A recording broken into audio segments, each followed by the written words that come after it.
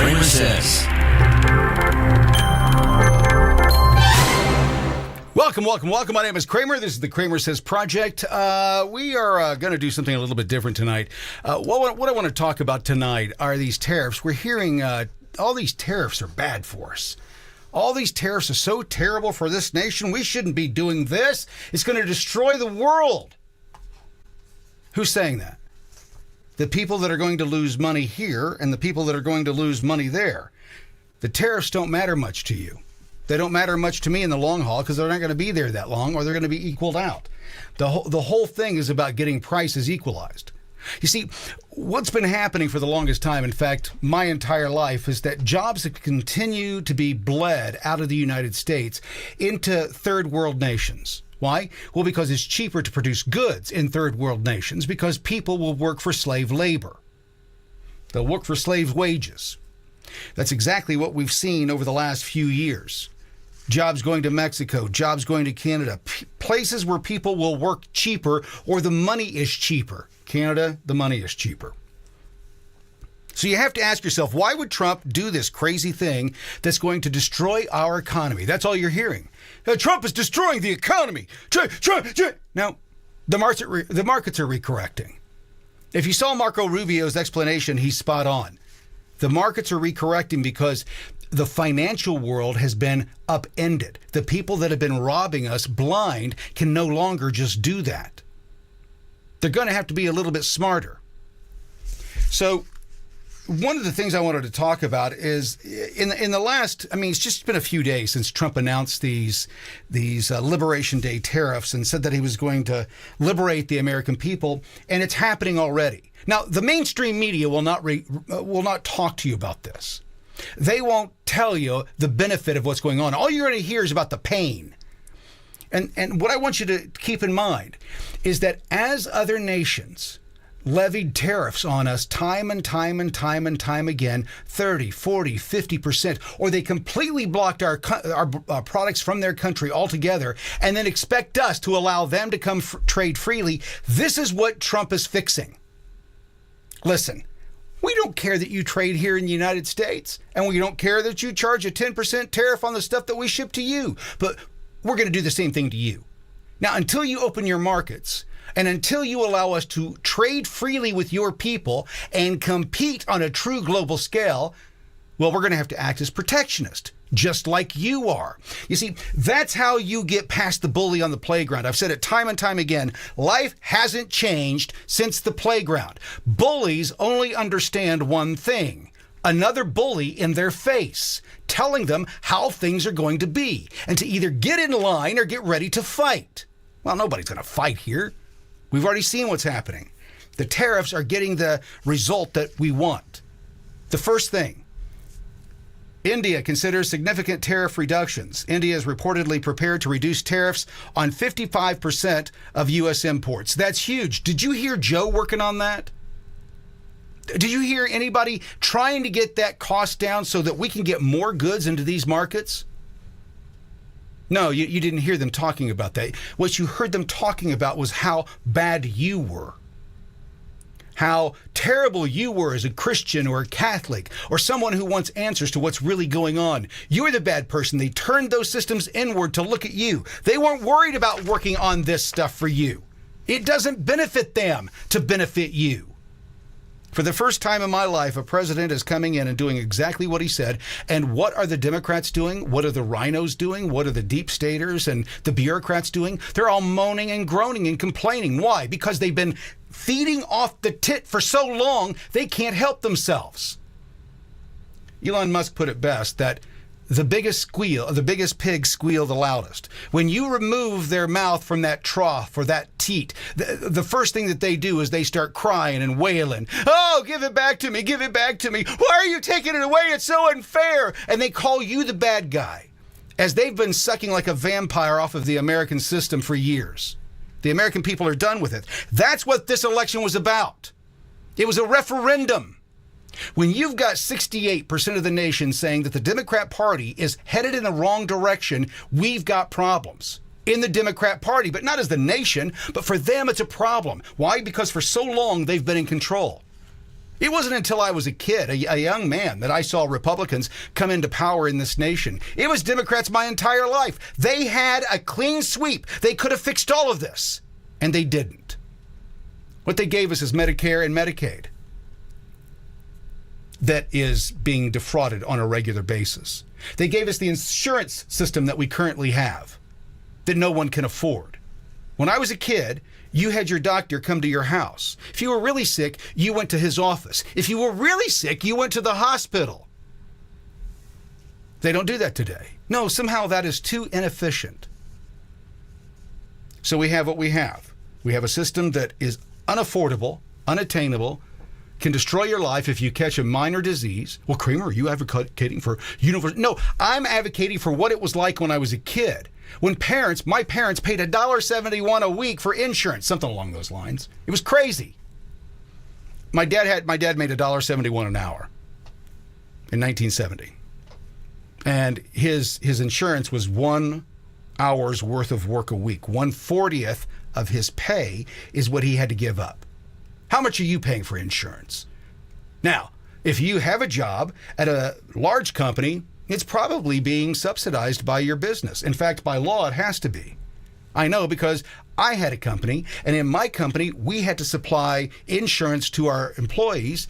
And guess who picked up half their tab by law? I had to. Well, it's in the state of Indiana, at least. I had to pick up half their tab. I had to pick all their tab up for unemployment. Did you know that?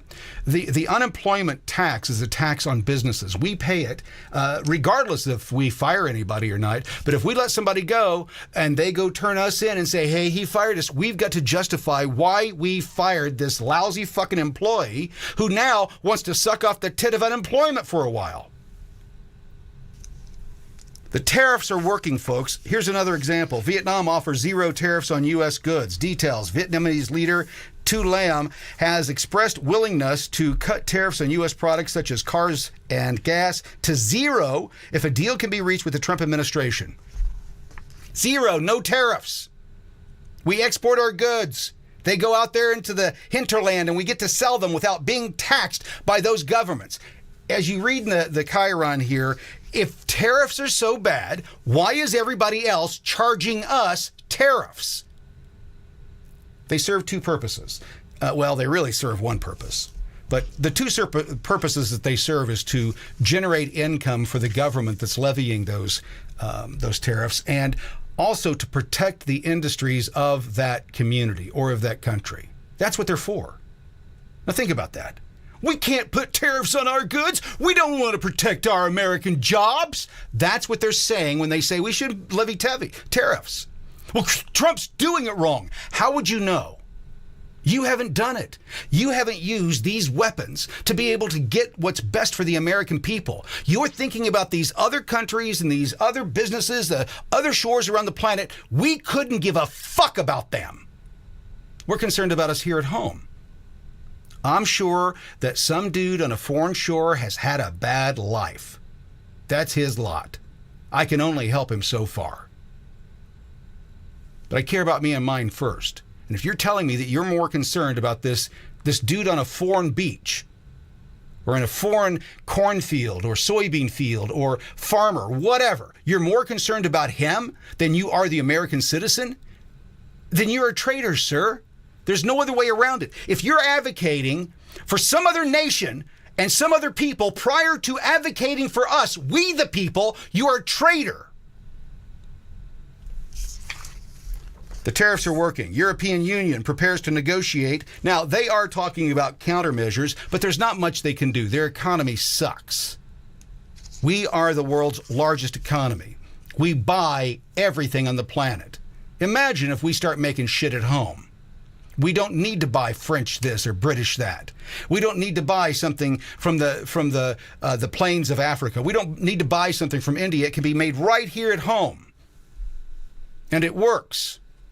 Isn't that the thing that you guys are all saying about Temu? Oh, it's cheap, but you can't. It doesn't last. It breaks. It tears. Why?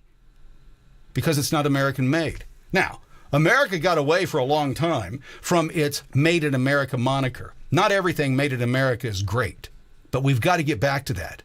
We've got to get back to that little sticker meaning this is quality. Yes, you're going to pay more for it, but it's not that cheap Temu shit.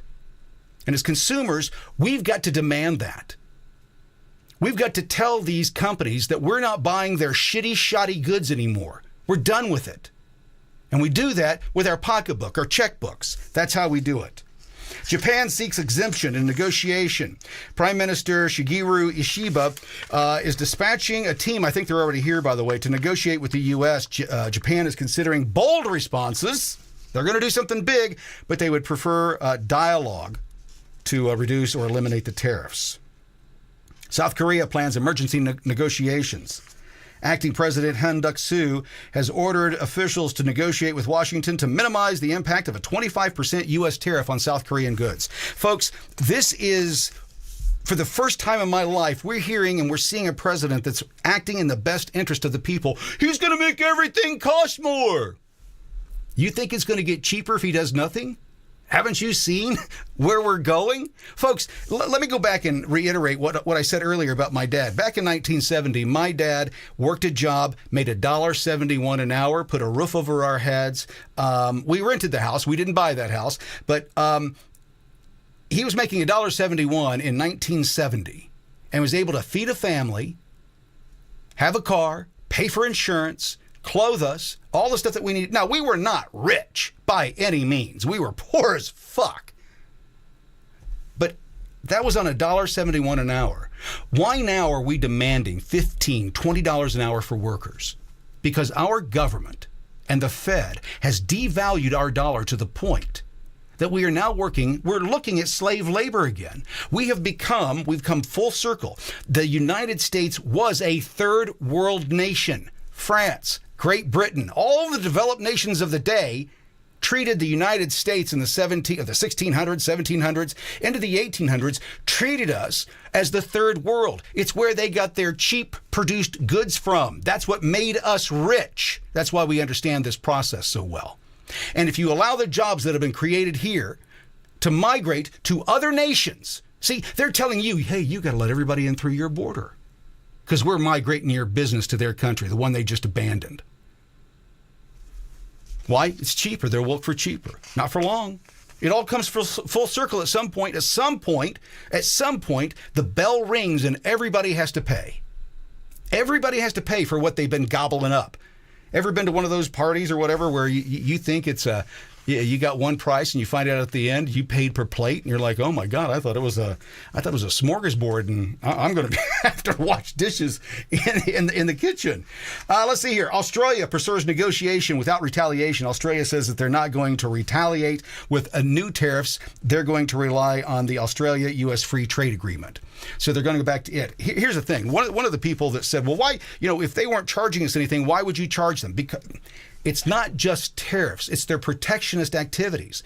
Oh, sure, they'll let us import our goods at this rate, right? But we can't be involved in certain businesses. Like we can't import cars, or we can't import booze, or we can't import whatever it is. They lock out the market to certain things saying, no, you can't compete with us here because we think that you'll destroy our local markets. Okay, well, we feel the same here at home. We don't want your shit here if you don't want our shit there. I mean, it's simple. It's not that tough to understand. People try to make this difficult. It is not. I'm telling you, go back to the playground and imagine how simple the arguments were there, because that's how simple everything we're talking about here is.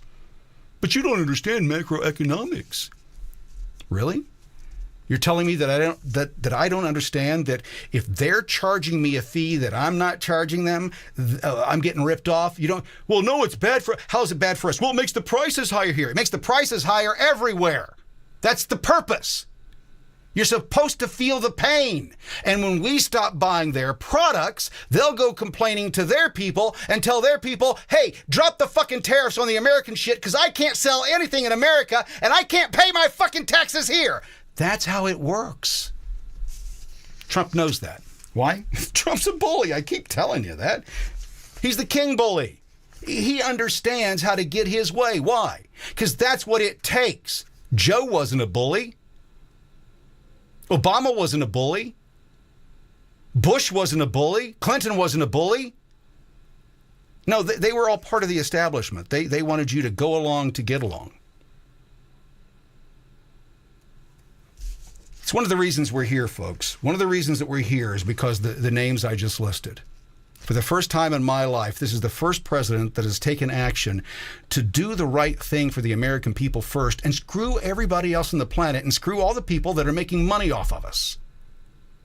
Those are the ones that are crying. And I think that it's interesting, and we'll get to that in a minute, but what I think is interesting is that the people that for the last 10, 15 years have been going into the street screaming about the 1%. Eat the rich, eat the rich. You got AOC wearing that fucking dress that says tax the rich. You know, she knows what she's saying when she's wearing that dress.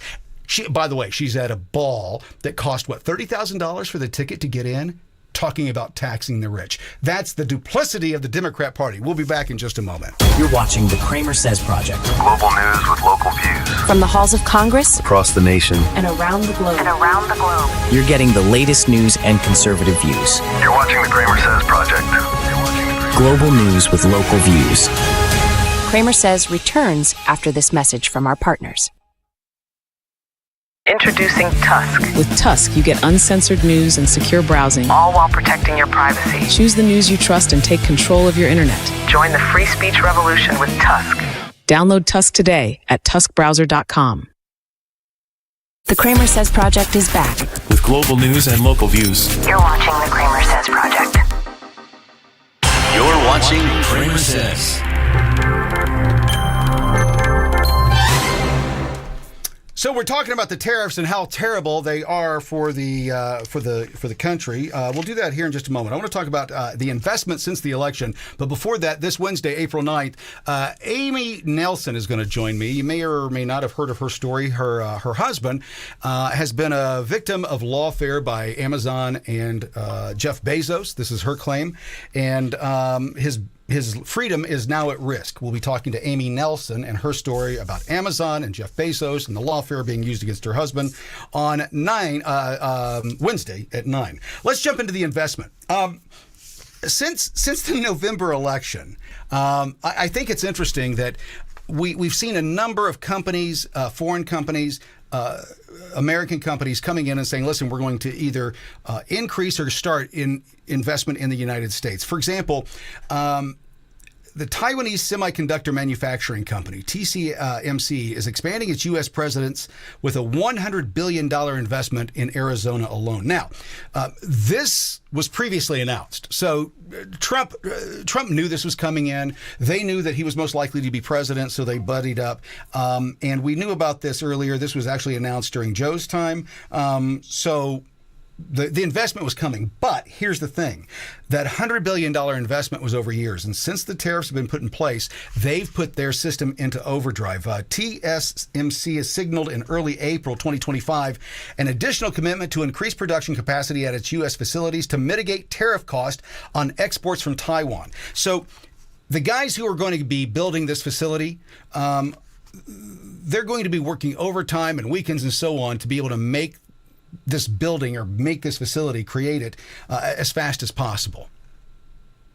It's a win-win for the American worker, right? I mean, where was Joe doing this, saying, hey, listen, we need to get more hours, more time for this? It just wasn't there. The Ford Motor Company has released details. Ford announced on April 3rd, 2025, a temporary shift in strategy to boost U.S. production, offering employee pricing to clear inventory. The Ford Motor Company, I used to do a lot of work with the Ford Motor Company in the advertising area, and they have a huge glut. They kept producing cars during COVID when nobody was buying them. And so they've got fields in Ohio in particular that are filled with F-150s. I don't know if they're going to scrap them. They could do that and just eat the cost and do it as a write-off. But it looks like Ford is evaluating a $2 billion expansion of its Michigan plant to reduce a reliance on Canadian and Mexican imports hit by the 25% tariff. So what you're hearing there is the American worker has more opportunity than ever. All these government workers that are losing their gig because, well, they're no longer necessary. They're non-essential. They are essential at a plant here. I'm sure that the Ford Motor Company could use them, or GM, a couple different things. Let me go to the GM stuff. Where is it here? GM hinted on April 6, 2025 at a $1 billion plan to retool its Detroit Hamtramck plant for electric vehicle production. That's probably not going to go forward. But GM also announced increasing production in its Indiana plant. This is a gas-powered, when I say gas-powered, it's non-electric car plant. It's the first time in 25 years that they've added any personnel to that plant. Tell me how that's bad for the American people. Well, things are going to cost more. I know you keep saying that. But in the long run, they don't. Take, for example, and I saw this on TikTok, and it's a great example that if you import a lighter, for example, from China, and you get it into the country, and the price on the counter is $20, and next to it is a U.S.-made product that is $25, well, the $20 version is probably going to sell better, right? And so the $25 version, the American-made version, has a problem. It can't move as fast as the other one until you put a tariff on it and you equal the playing field. Because if we send that American lighter over to wherever, well, let's say China, first of all, they wouldn't let it come in. They're not going to compete with our lighter market. They're not crazy. So they don't allow us to compete. But what happens is $10 of that $5 of that $20 lighter, 5 of it goes to the United States government, to we the people. But if you buy an American-made lighter, all of it stays here. The majority of your import money, all that money goes back to the importer, or back to the importer, or back to the company that made it in China, or wherever they made it at. Hopefully I'm not making this too convoluted. Anyway, long story short, is that when you put a tariff on it, that $20 lighter now becomes a $30 lighter. And suddenly the $25 lighter, yeah, it's a little bit more expensive, but it's American-made, and all that money stays here. It goes to our schools. It goes to our police. It goes to our fire. The taxes are paid here. All the money stays here in the United States. But Kramer, that's protectionism. No, that's not protectionism. Protectionism is when we don't allow you to come compete. We're allowing you to compete. We're just charging you the exact same tariff on your goods that you're charging on ours. And in fact, in this case, he's giving them bargain basement tariffs. It's only half what they're charging us. Now, why did he do that? Why do you think he went in half? People kept going, we don't understand Trump's tariff strategy here, or where he came up with these numbers. We think he's using AI. It's pretty easy to look at the list and see that whatever tariff they charge, we charge roughly half. Did you see that? The majority of them. And for the idiots on the left that go, well, there's an island down by Antarctic that there's nobody living there. Only penguins live there. And why is he charging them a tariff? They don't produce anything. Again, Trump is 20 moves ahead of you guys.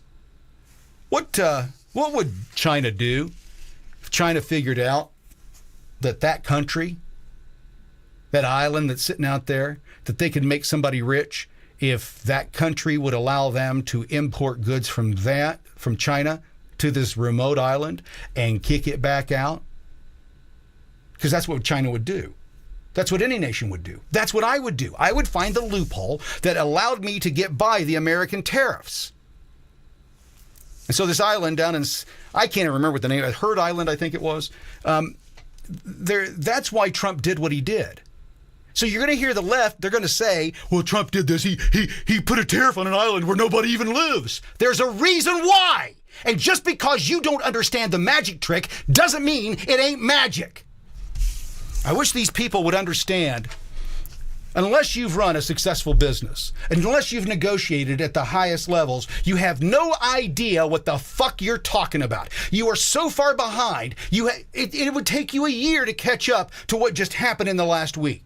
That's how fast the Trump team is moving. Why? Because they know what the fuck they're doing. Why? They've done it before. I've said it time and time again. Obama asked back in 2016 when he was campaigning for Hillary Clinton, what did he say? He says, how is Trump going to bring back all these manufacturing plants? Does he have a magic wand? Well, if you don't know how to create jobs, it seems like magic to you. And that's the problem with Democrats, rhinos, and those who think they know because they went to college and got a degree but have never worked in the private sector. They think they know how to do it, but have never done it. I think I know how to golf. By the way, I've tried. I suck. Just because you think you know something or you read something in a book, if you've only acted on theory. Theory ain't working in the real world, folks. In the real world, you don't have a make-believe pandemic take you down for a year and a half, 2 years. You don't have the government open the border to the whole fucking world. You don't. In a real world, you don't have that. Intel Corporation. Intel already investing heavily in U.S. chip manufacturing with over $20 billion committed before 2025, announced on April 5th, 2025, an additional $1.5 billion to expand its Ohio facility. Where do you think that money's going? Do you think that they can outsource the building of these facilities to workers in India or Canada or Mexico? No, that money stays here. It goes into our local communities. This is what you have to let your stupid friends know. That because a tariff is being levied doesn't mean that we're all of a sudden going broke. The reason the markets are going crazy is because businesses do not like uncertainty. And I think it's funny that the rich are finally getting their lunch eaten, and the folks who've been crying, eat the rich, eat the rich, eat the rich, go out to protest for the fucking rich. They're out there funded by George Soros. Right? They're out here spending his money, this billionaire's money, and they're saying, eat the rich, eat the rich, eat the rich, carrying a sign that he had printed that says, eat the rich. These people are ludicrous. Elon Musk and Tesla, they're going to add another $500 million to their Texas Gigafactory. Walmart on April 4th, 2025 said that they're going to increase Made in America. They're going to put that as a new sourcing style, and they want to pull on that. They want to get some American manufacturers the opportunity to give products in the store instead of going over to China and looking for the cheapest fucking product. By the way, have you seen their pictures coming from China at Walmart? I don't know if you shop at Walmart. I do. And we went to go get I just wanted a plastic pitcher. Got it home. It was not strong enough to hold the fluid that was in it. The handle broke off. I mean, folks, just because it's cheap doesn't mean it's good. I will pay more. The problem is we don't have any choice. Go to your local grocery store. Go to Walmart. Go to these stores and look for choice. And you're getting less and less of it every day. We were talking with Tiffany, what's her last name? I can't remember what her last name is. She was talking about the private equity. And how they're destroying America. And by the way, that's in this list as well. BlackRock's listed. That we're seeing private equity destroy our economy by closing stores so they can take the write-off after they've sucked out all the profit. That's basically what's happening. Lowest common denominator. And one of the things that they're doing is, if you're not aware of this, your food, the companies that produce your food, and the companies that sell your food, for the majority, are owned by a few companies. And they've decided, for whatever reason, well, we own Kraft, and we own Wishbone, and we own all these products. Why are we having store-labeled competitors in the store competing against these products at our cost? They don't really make that much money on the non-name brand products. The generic products. It's an option, and they've decided to get rid of them. And you're seeing it across the nation. More and more stores are getting rid of their generic store-labeled products and just selling whatever's available. Why? Because they can sell that shelf to that brand and make money, as opposed to having to potentially eat money for products that they have in there. That's the store model, by the way, for most people, and that's coming across the country. Apple signaled on April 6, 2025, a potential $1 billion investment in U.S. assembly facilities, likely in Texas or California, to diversify away from their China-based manufacturing. Now, I just read a thing today, and I don't know where I saw this. I don't remember who the author was, so bear with me. But they said the claim is that if an iPhone was made here in the United States, that it would cost between $30,000 and $60,000. If they made the phone here, it would cost between $30,000 and $60,000. That's what the left is claiming today. Well, then I say that's a problem, don't you? I say that it's a problem that we cannot produce some of the most advanced technologies on the planet. We can't do it on our own shores. It's too expensive to do here. We have to rely on our enemies for that shit. Does that make any sense? It does not make any sense. Here's the one that got me. Even BlackRock is getting in on the America First drive. BlackRock has decided to create a $200 million fund targeting U.S. manufacturing startups. That's how you do it, Obama. You tell the rest of the world, hey, listen, we're going to start playing by the same rules you're playing by. Again, I keep saying it's a playground. And there's rules. And they haven't been playing by the rules. And they've been utilizing the rules against the American worker. We're tired of that. In addition to getting hammered with tariffs and everything else, we're sending them fucking money. It's done. We're tired. We're done. Larry Fink, the CEO of BlackRock, said that long-term investors see potential in U.S.-based industries. So, Obama, that's how it's done. You get people, as Larry Fink said, sometimes you have to do things to pressure people to make them do what you want to do. Remember during COVID when he wanted you to do everything that he wanted you to do his way? And he said, sometimes you have to put some pressure on some people to change habits. Well, Trump is putting pressure on them. They're changing their habits.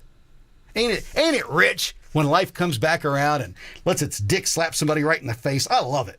JP Morgan Chase doing the same thing, opening a $150 million private equity fund focused on small to medium enterprises, particularly in manufacturing. The reason I wanted to talk about this tonight is you're hearing a lot of news. A lot of information from the mainstream media, and they're telling you that it's the worst case scenario, worst case scenario, worst case scenario. This is all short term, folks. As the left said, as Biden's administration said, what you're witnessing right now is transitory. 50 nations came knocking on Trump's door this morning, wanting in to talk about getting the tariffs taken care of, negotiating. Better for you, lower rates. The faster we can pay down this $36 trillion in debt, folks, the better off we're all going to be. If we can get the tariff system to fund the government like it used to, and Trump is serious in being able to get somewhere in the ballparks of $6 trillion a year through the tariffs, we no longer need a federal income tax on the American worker. That's a fact. Imagine having more money in your pocket. Imagine that the waste, fraud, and abuse that they've exposed over the last few weeks, that we continue to find that and we remedy it. Are we going to solve it 100%? No. You never bat 1,000%. But you can aim for higher. You can aim for more. You can try and do better. And that's what the Trump administration is doing right now. I had somebody today tell me that I was gaping for Trump, and I think that's hilarious. I don't agree with what he talked about in Gaza. I don't agree with a number of different things that's happened here recently. I wasn't crazy about what happened with the signal stuff. But for the first time in my life, a president came in and said, I'm going to try and make your life better. Is he perfect? No, Trump is not perfect. Are the people that work for him perfect? No, they're not perfect. They're human. They're imperfect. But you'll never get perfection if you don't try. And we know that for at least the last 4 years, no one was trying. We were the enemy. We were the ones that they had to look out for because what they were doing was not legal. I had a conversation with a young man today for about an hour on TikTok, and I thought it was a pleasant conversation.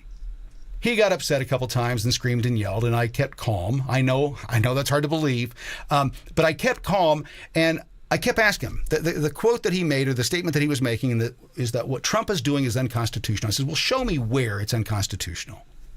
Well, it's not really Trump. It's Marco Rubio. Marco Rubio violated the rights of illegal aliens. You cannot violate the rights of illegal aliens. They don't have any. They have protections under the Constitution, but only citizens have rights. So tell me, where did they go wrong? Well, they didn't get rid of them right. And the judge said that. Well, the Supreme Court just said, fuck that. They're here illegally. You have no rights. What you have to understand is that as an American, you are special on the face of the planet. You didn't have to come here illegally. You didn't have to cross a river or climb a wire or bribe somebody or, cargo drugs into to the country. You are the luckiest person on the face of the earth. You were born an American citizen. And if you don't value that, if you just give it away willy-nilly, that anybody who crosses the border can suddenly have all the rights that you have, then being an American is not special at all. And I refuse to believe that. We're the only nation that gets called on when everybody else has problems. With the exception of Canada here recently that helped with our wildfires in the Northwest. When have you ever seen anybody from any other nation roll up on our shores to say we're here to help? It doesn't happen. Now, there's a reason for that. We are the richest nation on the face of the earth. Even our poorest people, the ones that scream and yell the most, are among the top 1% of the planet. That's how rich we are. And it's time that people in this country start appreciating the fact that being an American, there's a price that goes along with that. And the price that you have to bear is that the rest of the planet wants to either be you or kill you. I'm tired of being on the losing end of that. I don't know about you, but I think that for the last several years, the last 4 years in particular, but the last 8 to 10 years, we've been seeing a tough road to hoe. And I don't think it's going to get any better. I've got a commercial building for sale in Indianapolis, and I went and talked to the dude who wants to look at it, and we got into politics. And we don't see things eye to eye, but we agreed on probably 98% of things. And at some point, that's got to be enough. At some point, that 2% that's holding us apart and making us fight in the streets, we've got to drop that shit. Or we got to slap the taste out of the people who are trying to force it down our throats. With that being said, I'm out of here. Thanks so much. I'll see you next time. Bye-bye. Thank you for watching Kramer Says Live. This concludes this broadcast. Please follow, like, and subscribe to be notified the next time The CramerSez project goes live.